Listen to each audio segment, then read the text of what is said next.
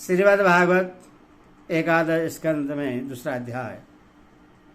मैं भक्तों आदाब को वसुदेव जी के पास नारद जी का आना और उन्हें राजा निमित्त था 9 योगेश्वरों का संवाद सुनाना, यह कथा आपको सुनाऊंगा। आप इस चैनल को लाइक एंड सब्सक्राइब जरूर करें। कथा सुनिए। श्री सुखदेव जी कहते हैं, कुरुनंदन, देवर्षि नारद के मन में भगवान श्री कृष्ण की सन्निधि में रहने की बड़ी लालसा थी। इसीलिए वे श्री कृष्ण के निज बाहुओं से सुरक्षित द्वारिका में, जहाँ दक्ष आदि की सांप का कोई भय नहीं था, विदा कर देने पर भी पुनः पुनः आकर प्राय रहा ही करते थे। राजन, ऐसा कौन प्राणी है जिससे इंद्रियां तो प्राप्त हो और वह भगवान के ब्रह्मा आदि बड़े बड़े देवताओं के भी उपास्य चरण कमलों के दिव्य गंध, मधुर मकरंद रस, अलौकिक रूप माधुरी, सुकुमार स्पर्श और मंगलमय ध्वनि का सेवन करना न चाहे, क्योंकि यह बेचारा प्राणी सब ओर से मृत्यु से ही घिरा हुआ है। एक दिन की बात है, देवर्षि नारद वसुदेव जी के यहाँ पधारे। वसुदेव जी ने उनका अभिवादन किया तथा आराम से बैठ जाने पर विधिपूर्वक उनकी पूजा की और इसके बाद पुनः प्रणाम करके उनसे यह बात कही। वसुदेव जी ने कहा, संसार में माता पिता का आगमन, पुत्रों के लिए और भगवान की ओर अग्रसर होने वाले साधु संतों का पदार्पण, प्रपंच में उलझे हुए दीन दुखियों के लिए बड़ा ही सुखकर और बड़ा ही मंगलमय होता है। परंतु भगवान, आप तो स्वयं भगवानमय भगवत स्वरूप हैं। आपका चलना फिरना तो समस्त प्राणियों के कल्याण के लिए ही होता है। देवताओं के चरित्र भी कभी प्राणियों के लिए दुख के हेतु तो कभी सुख के हेतु बन जाते हैं। परंतु जो आप जैसे भगवत प्रेमी पुरुष हैं, जिनका हृदय प्राण जीवन सब कुछ भगवानमय हो जाता है, उनकी तो प्रत्येक चेष्टा समस्त प्राणियों के कल्याण के लिए ही होती है। जो लोग देवताओं का जिस प्रकार भजन करते हैं, देवता भी परछाई के समान ठीक उसी रीति से भजन करने वालों को फल देते हैं, क्योंकि देवता कर्म के मंत्री हैं, अधीन हैं, परंतु सत्पुरुष दीन वत्सल होते हैं, अर्थात जो सांसारिक संपत्ति एवं साधन से भी हीन है, उन्हें अपनाते हैं। ब्राह्मण, यदि भी हम आपके शुभागमन और शुभ दर्शन से ही कृत्य हो गए हैं, तथापि आपसे उन धर्मों की साधन के संबंध में प्रश्न कर रहे हैं, जिनको मनुष्य श्रद्धा से सुन भर ले तो इस सब ओर से भयदायक संसार से मुक्त हो जाए। पहले जन्म में मैंने मुक्ति देने वाले भगवान की आराधना तो की थी, परंतु इसलिए नहीं कि मुझे मुक्ति मिले। मेरी आराधना का उद्देश्य था कि वे मुझे पुत्र रूप में प्राप्त हों। उस समय मैं भगवान की लीला से मुक्त हो रहा था। सुब्रत, अब आप मुझे ऐसा उपदेश दीजिए जिससे मैं इस जन्म मृत्यु रूप भयावह संसार से, जिसमें दुख भी सुख का विचित्र और मोह का रूप धारण करके सामने आते हैं, अनायास पार हो जाऊं। श्री सुखदेव जी कहते हैं, राजन, बुद्धिमान वसुदेव जी ने भगवान के स्वरूप और गुण आदि के स्वर्ण के अभिप्राय से ही यह प्रश्न किया था। देवर्षि नारद उनका प्रश्न सुनकर भगवान के अचिंत अनंत कल्याणमय गुणों के स्मरण में तन्मय हो गए और प्रेम एवं आनंद में भरकर वसुदेव जी से बोले।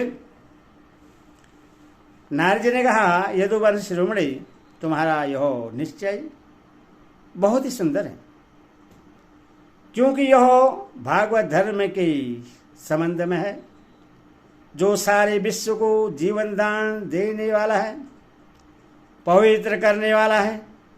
वसुदेव जी, यह भागवत धर्म एक ऐसी वस्तु है जिससे कानों से सुनने, वाणी से उच्चारण करने, चित्त से स्मरण करने, हृदय से स्वीकार करने या कोई इसका पालन करने जा रहा हो तो उसका अनुमोदन करने से ही मनुष्य उसी क्षण पवित्र हो जाता है, चाहे वह भगवान का एवं सारे संसार का द्रोही ही क्यों न हो। जिनके गुण, लीला और नाम आदि का स्वर्ण तथा कीर्तन पतितों को भी पावन करने वाला है, उन्हें परम कल्याण स्वरूप मेरे आराध्य देव भगवान नारायण का तुमने आज मुझे स्मरण कराया है। वसुदेव जी, तुमने मुझसे जो प्रश्न किया है इसके संबंध में संत पुरुष एक प्राचीन इतिहास कहा करते हैं। वह इतिहास है ऋषभ के पुत्र 9 योगेश्वरों और महात्मा विधे का शुभ संवाद। तुम जानते ही हो कि स्वयंभू मनु के एक प्रसिद्ध पुत्र थे पीरियवर्त। पीरिवर्त के आग्निद्र के नाभि और नाभि के पुत्र हुए ऋषभ। शास्त्रों ने उन्हें भगवान वासुदेव का अंश कहा है। मोक्ष धर्म का उपदेश करने के लिए उन्होंने अवतार ग्रहण किया था। उनके 100 पुत्र थे और सबके सब वेदों के पारदर्शी विद्वान थे। उनमें सबसे बड़े थे राशि भरत। वे भगवान नारायण के परम प्रेमी भक्त थे। उन्हीं के नाम से यह भूमिखंड, जो पहले अर्शनाभ वर्ष कहलाता था, भारतवर्ष कहलाया। यह भारतवर्ष भी एक अलौकिक स्थान है। राशि भरत ने सारी पृथ्वी का राज्य भोग किया, परंतु अंत में इसे छोड़कर वन में चले गए। वहां उन्होंने तपस्या के द्वारा भगवान की उपासना की और 3 जन्मों में वे भगवान को प्राप्त हुए। भगवान ऋषभदेव जी के शेष 99 पुत्रों में 9 पुत्र तो इस भारतवर्ष के सब ओर स्थित 9 द्वीपों के अधिपति हुए और 81 पुत्र कर्मकांड के रचयिता ब्राह्मण हो गए। शेष 9 सन्यासी हो गए। वे बड़े ही भाग्यवान थे। उन्होंने आत्मविद्या के संपादन में बड़ा परिश्रम किया था और वास्तव में वे उसमें बड़े निपुण थे। वे प्रायः दिगंबर ही रहते थे और अधिकारियों को परामर्श वस्तु का उपदेश किया करते थे। उनके नाम थे कवि, हरि, अंतरिक्ष, परबुद्ध, पिपलायन, अभिहोत्र, दुर्मिल, चमस और करभाजन।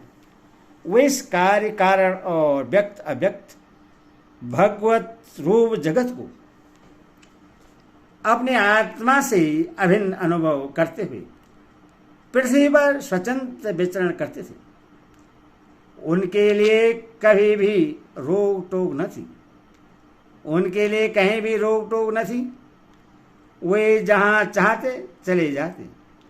देवता, सिद्ध, साध्य, गंधर्व, यक्ष, मनुष्य, किन्नर और नागों के लोगों में तथा मुनि, चारिणी, भूतनाथ, विद्याधर, ब्राह्मण और गौओं के स्थानों में वे स्वतंत्र विचरते थे। वसुदेव जी, वे सब के सब जीवन मुक्त थे। एक बार की बात है, इस अजनाब भारत वर्ष में विधिराज महात्मा निमि बड़े बड़े ऋषियों के द्वारा एक महान यज्ञ करा रहे थे। पूर्वोक्त 9 योगीश्वर स्वतंत्र विचरण करते हुए उनके यज्ञ में जा पहुंचे। वसुदेव जी वे योगीश्वर भगवान के परम प्रेमी भक्त और सूर्य के समान तेजस्वी थे। उन्हें देखकर राजा निमि आह्वान्य आदि मूर्तिमान अग्नि और ऋतुज आदि ब्राह्मण सबके सब उनके स्वागत में खड़े हो गए। विधिराज निमि ने उन्हें भगवान के परम प्रेमी भक्त जानकर यथा योग्य आसनों पर बैठाया और प्रेम तथा आनंद से भरकर विधिपूर्वक उनकी पूजा की। वे 9 योगेश्वर अपने अंगों की कांति से इस प्रकार चमक रहे थे मानो साक्षात ब्रह्मा जी के पुत्र सनकादि मुनीश्वर ही हों।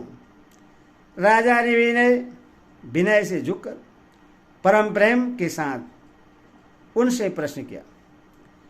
विधिराज निमि ने कहा, भगवान, मैं ऐसा समझता हूं कि आप लोग मधुसूदन भगवान के पादर्शी हैं, क्योंकि भगवान के पार्षद संसारी प्राणी को पवित्र करने के लिए विचरण किया करते हैं। जीवों के लिए मनुष्य शरीर का प्राप्त होना दुर्लभ है। यदि यह प्राप्त भी हो जाता है तो प्रतिक्षण मृत्यु का भय सिर पर सवार रहता है, क्योंकि और क्षणभंगुर है। इसीलिए अनिश्चित मनुष्य जीवन में भगवान के प्यारी और उनको प्यार करने वाले भक्तजनों का, संतों का दर्शन तो और भी दुर्लभ है।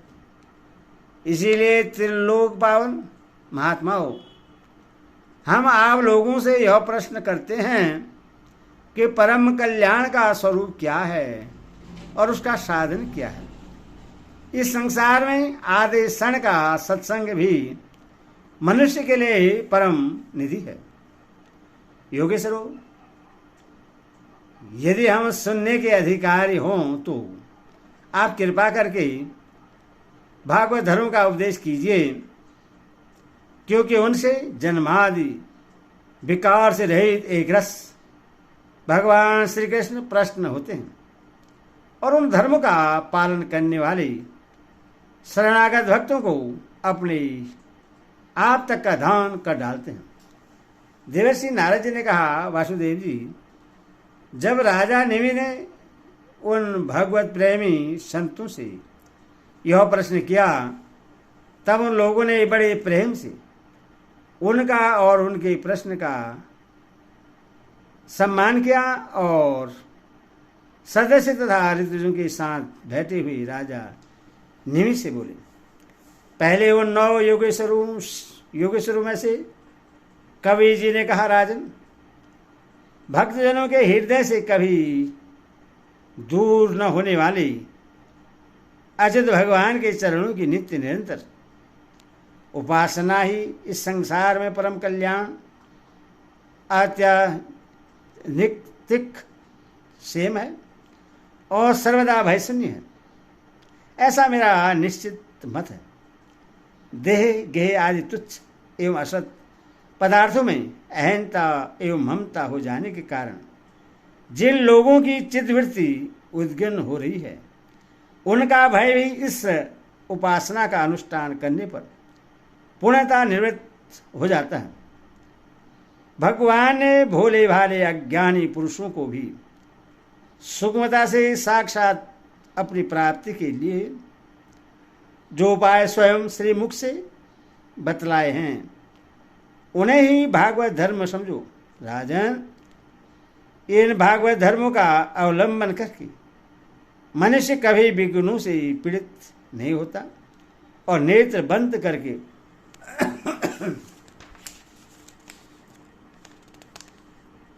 दौड़ने पर भी अर्थात विधि विधान में त्रुटि हो जाने पर भी न तो मार्ग से स्खलित ही होता है और न तो पतित फल से वंचित ही होता है। भागवत धर्म का पालन करने वाले के लिए यह नियम नहीं है कि वह एक विशेष प्रकार का कर्म ही करे। वह शरीर से, वाणी से, मन से, इंद्रियों से, बुद्धि से, अहंकार से अनेक जन्मों अथवा एक जन्म की आयतों से स्वभावश जो जो करे वह सब परम पुरुष भगवान नारायण के लिए ही है। इस भाव से उन्हें संपूर्ण कर दे। यही सरल से सरल सीधा सा भागवत धर्म है। ईश्वर से विमुख पुरुष को उनकी माया से अपने स्वरूप की विस्मृति हो जाती है और इस विस्मृति से ही मैं देवता हूं, मैं मनुष्य हूं, इस प्रकार का भ्रम विपर्य हो जाता है। इस देह आदि अन्य वस्तु में अभिनिवेश तन्मयता होने के कारण ही बुढ़ापा, मृत्यु, रोग आदि अनेकों भय होते हैं। इसीलिए अपने गुरु को ही आराध्य देव परम प्रियतम मानकर अन्य भक्ति के द्वारा उस ईश्वर का भजन करना चाहिए। राजन, सच पूछो तो भगवान के अतिरिक्त, आत्मा के अतिरिक्त और कोई वस्तु है ही नहीं।